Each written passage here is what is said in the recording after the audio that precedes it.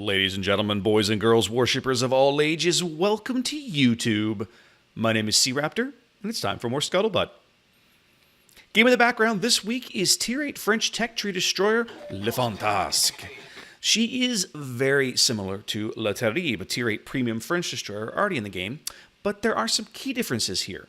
In the main battery department, she has a little more range, and the guns fire a little slower, but they are the same guns. Le Fantasque has a 6-second reload on her main battery as compared to Le Terrible's 5-second reload.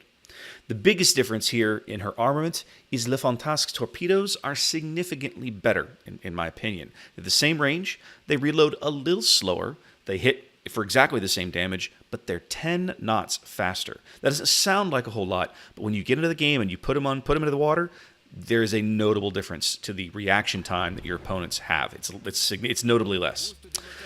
She is a little slower, and when I say little, I mean we're talking less than half a knot, so it's almost not noticeable.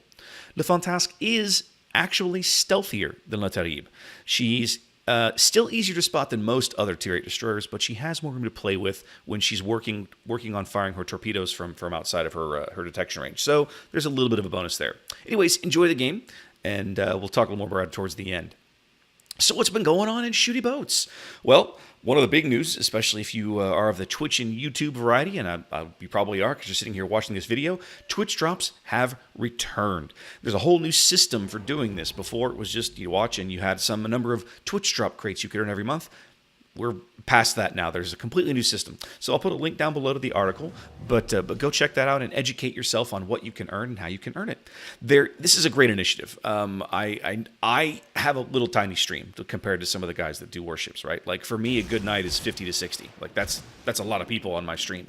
But I noticed the difference when they did this. Even little dinky streams like mine, there were more people watching when the Twitch drops were active earlier this year. So if I notice, and I certainly saw many of the big streamers talk about it in the CC Discord that they all noticed, I love this. It's a fantastic way to encourage viewership, and I'm really glad this is coming back. It's good for the casters, it's good for the viewers, so kudos to Wargaming for bringing this back.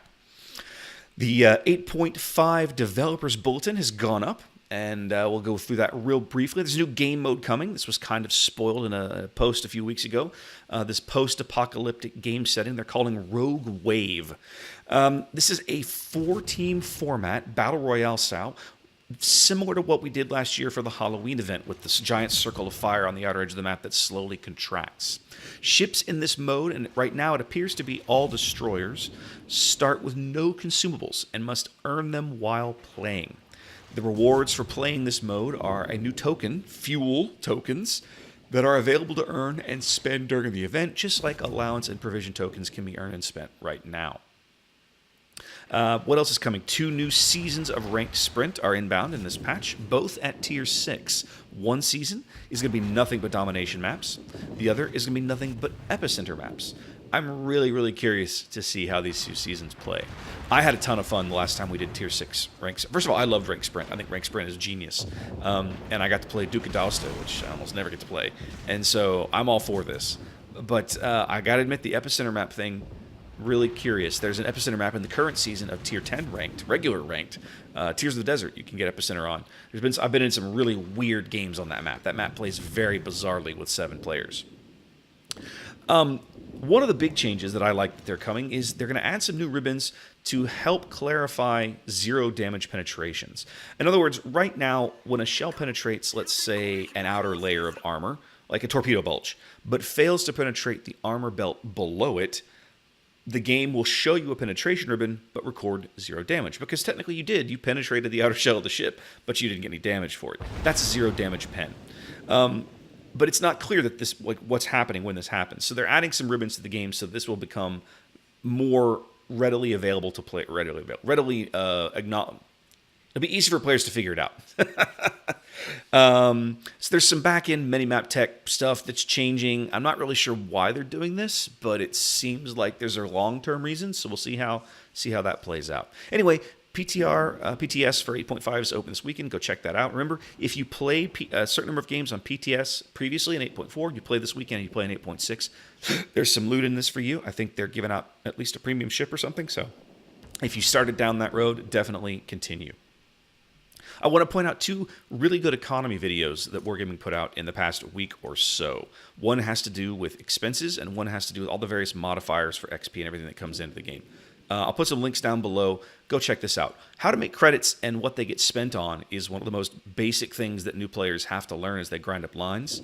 And then, of course, understanding how all the various XP modifiers stack up to allow you to grind those lines faster is really good. So, to me, these are great tools to help new players, friends. Like if you've got new friends playing the game, these are great videos for them to check out. So go scope that out. Speaking of new players, there is a new Recruit a Friend program starting up this week called the Recruiting Station. Again, I'm not going to get into the fine details here, but it's got some pretty good rewards here. So if you've got friends who have maybe talked about playing or whatever, or even old players who might return, check it out and see if you can get some free stuff just for kind of helping them come back and play the game. Again, I'll put the link down below.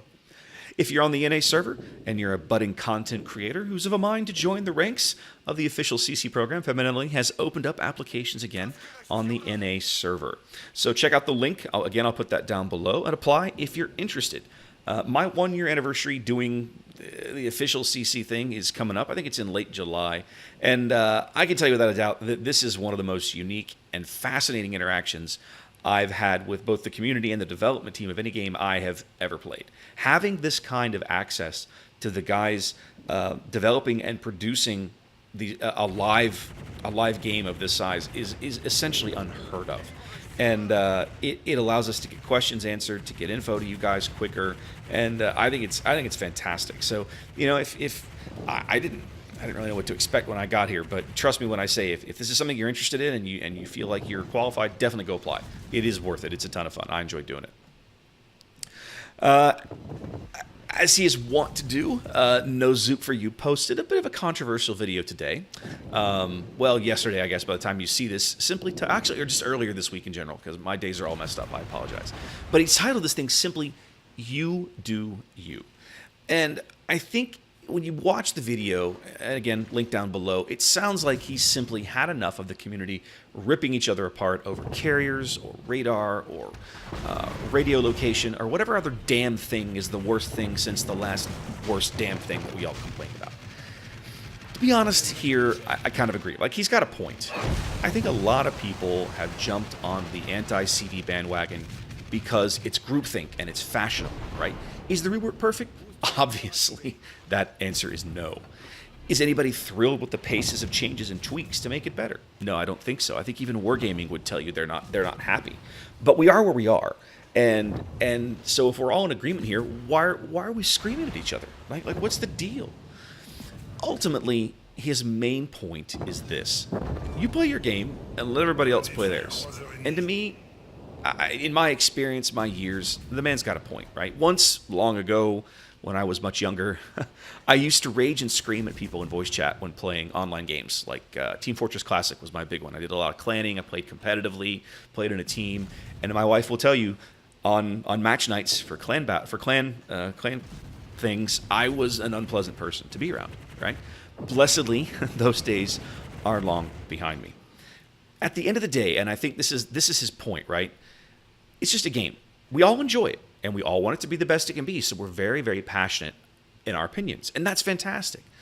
But still, at the end of the day, it's just a game. There's so many more important things in our lives to be focused on and really worked up about. Allowing those opinions to cause us to be toxic towards the other players in our game, who all want the exact same thing, is ultimately self-defeating. So, in short, just keep some perspective when you discuss and argue with folks about what is best for warships. The two people, you and this other person, they probably won't agree. That's fine. Disagree. But don't let it become personal. Because allowing a game you play literally in your spare time to have that kind of impact on how you treat other human beings is not healthy for you, and it's not fun for them. So anyway, that's my little rant for the week. I'm just kind of throwing Zoop some support there because I understand what he's trying to say, and I agree. Last week we talked about the fact that I've been invited to the CC Summit in St. Petersburg at the end of June. I wanted to bring you guys an update because it was still all in process. Paperwork was moving around and so on and so forth. The good news is today, Friday, my visa should be complete at the Russian consulate. So I should have my passport back in my hand, I think tomorrow or probably Monday, something like this. And the flights and the hotel are booked. So this is happening. I'm going. And I'm pretty stoked. I talked about doing a vlog to take you guys along on the trip, a video log, a little daily thing that I post. I'm making preparations for that are well underway. I did something this week I never thought I would do. I bought a smartphone gimbal so that I can take better video with my phone because I don't want to travel with a whole ton of camera equipment. And I'm going to be spending some time learning to use that between now and the actual trip. I'm going to USS Lexington here in Corpus this weekend, and I'm going to make a lot of use of this thing. So look for a Lex video in the next week or so, assuming what I take comes out well and is usable, given the fact that I'm still learning how to use all this stuff. This trip I'm really looking forward to this trip. I love to travel. I love to travel internationally, and I haven't had the chance to do much of that in the last 5 years. I think my last passport, I filled the damn thing up almost, right, with stamps and visas and everything else, all the travel I did between 2007 and 2017 when my last passport expired. But I got a new passport in 2017. It's never been used, right? I'm about to use it for the first time, and I'm stoked. I want more travel in my life. There is no such thing as too much travel as far as I'm concerned. So I'm pretty excited about this. We're winding down here with Le Fantasque. This ship really surprised me. This is actually my first game in Le Fantasque. I am not a huge fan of Le Terrible, but if you make some intelligent decisions about how you position this ship, her lack of stealth is not a catastrophe. Her guns remain really good for harassing cruisers and battleships, and these torpedoes are very, very usable. That Atago that I whacked earlier with those 75-knot torpedoes, those were big hits. Like, without those, I don't kill him. And he doesn't have the time to get out of them, so that went really, really well. So far, I'm liking this ship. I think the Tier 8, 9, and 10 French destroyers are in a game without a carrier right now are in a pretty good place. The trick, their real weaknesses becomes when they fall under aerial attack because they have virtually no way to defend themselves other than speed. And well, guess what? Planes are still faster than you. So are we going to see more changes? I have no idea. I'm willing to bet not. So I think ultimately in the end, these ships, as good as and as fun as they are, may not see a ton of play just because people don't want to deal with the carrier apocalypse. But I could be wrong. We'll see how it goes as the line develops. All right, guys, that's it this week. Thanks for watching. Y'all take care. Be safe out there. Good luck in ranked. Don't mind too much salt, and I'll catch you next week.